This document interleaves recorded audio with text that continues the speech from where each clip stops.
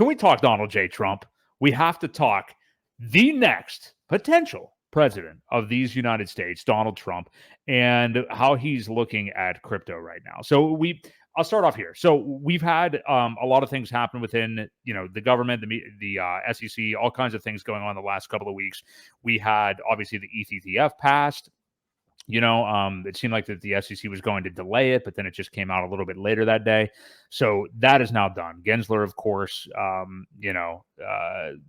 does what he's told to do by the Democrats. The Democrats suddenly realize they need to play ball with crypto if Donald Trump's going to be doing it. So they are doing that now.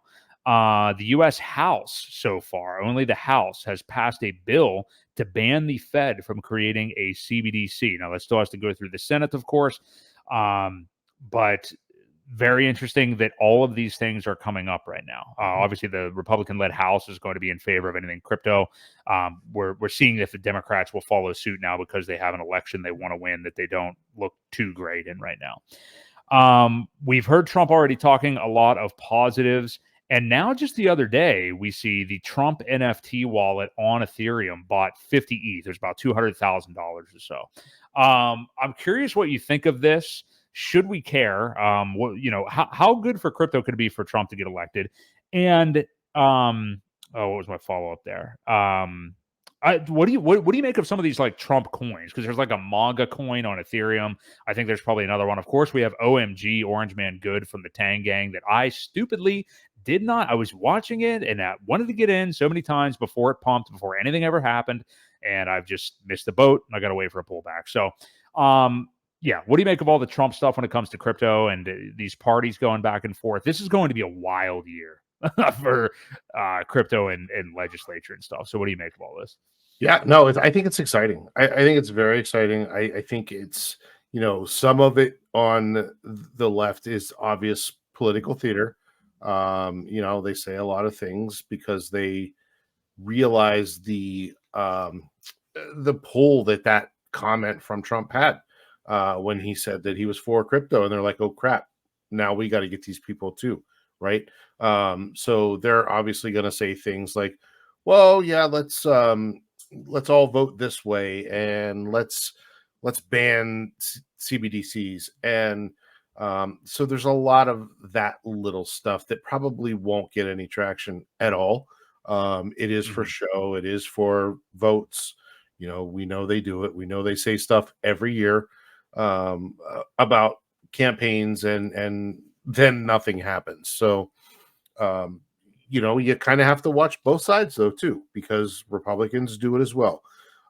Nobody's immune from it. So, but I do think it is pretty awesome that, there were 200 grand put into Ethereum just, the other day.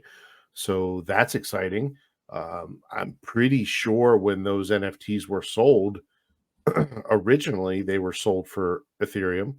So there was already, I don't know how much was in that wallet. I've never even really looked at it. I'm not one to go in and wallet dig for people's stuff. Like, I don't really. Yeah.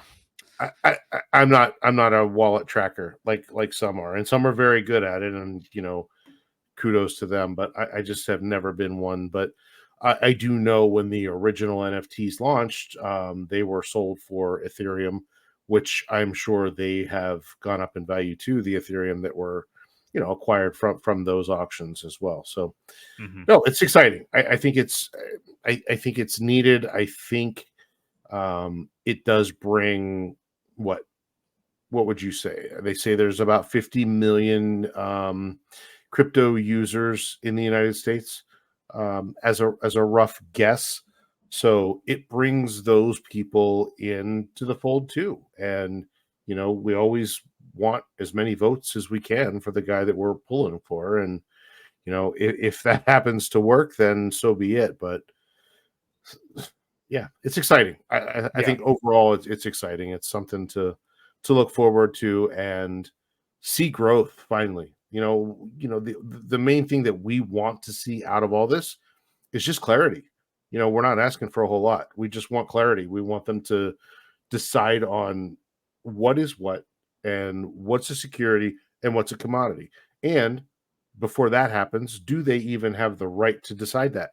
or should they stay in their financial sector and we stay in ours and have somebody else, make those type of decisions? So we just want clarity, and I think that will kind of play itself out with the changing of the guards as well. Yeah. Hopefully we get a little bit more of that and we get rid of the toxicity that's in there right now. Well, I do love that crypto has become a political football now. Like I love, like the Democrats have kind of had to capitulate to be able to compete with Trump. I mean, if they are really going to run Biden out there, which at this point, I don't know. I'm not somebody who keeps tabs on that stuff every day because I don't really care, quite frankly. But if they're really running him out there, which at this point it seems like they're pretty much going to have to,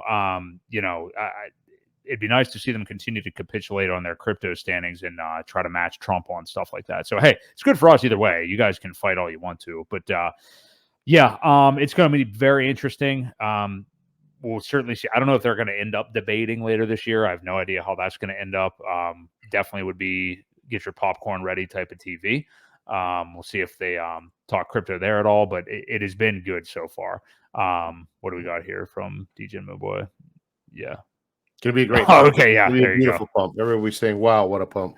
Yeah, exactly, dude. Huge Shane Gillis. pump. Shane Gillis has the all-time best Trump imitation that I've ever heard. The comedian. I love that guy. I love his. Not familiar his with Trump. him. Oh, dude, Shane Gillis. Yeah, good stuff.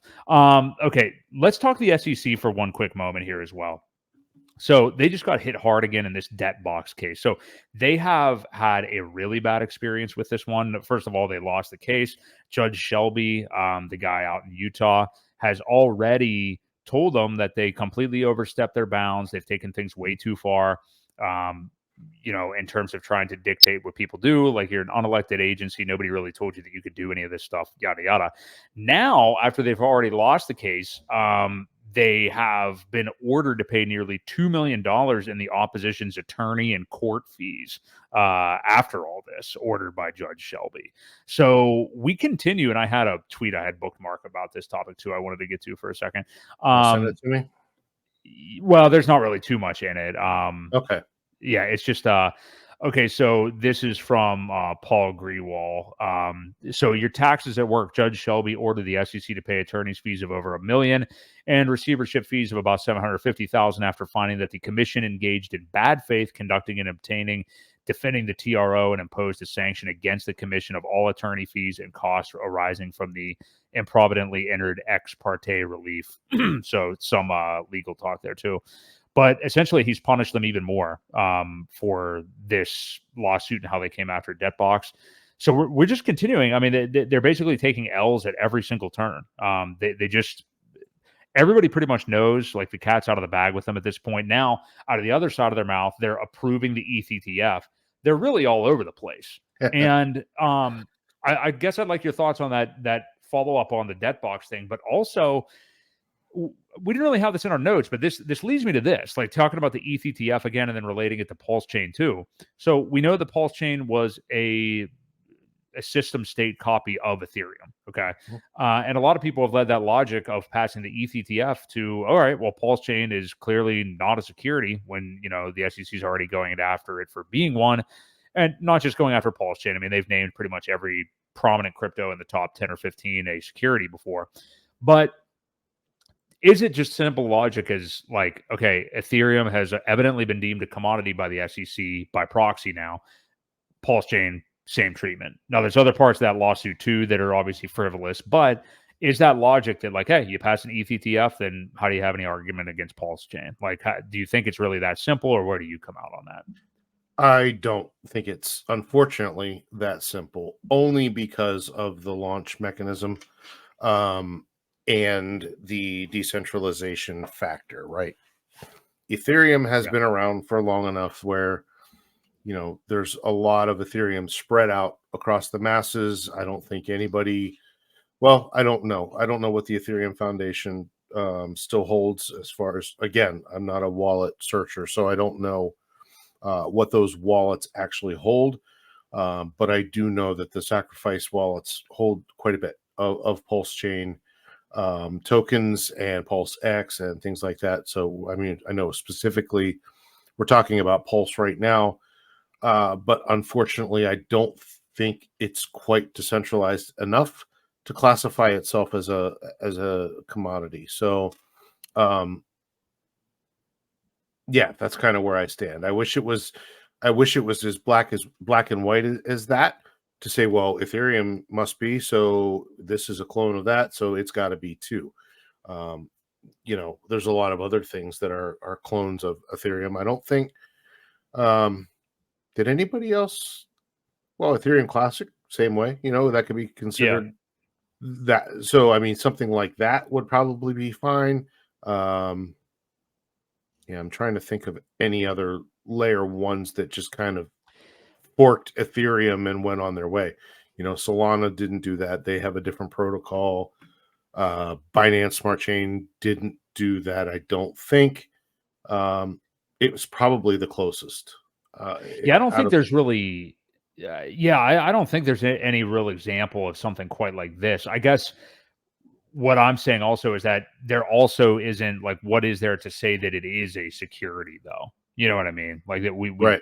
they still clearly can't say that either. So Well, the beauty uh, of things is that you only have to fail one leg of the Howey right. tests. So, you can't, there's 5 different legs. So you only have to fail one of them. One of them has to be something. So, I mean, there is a good chance.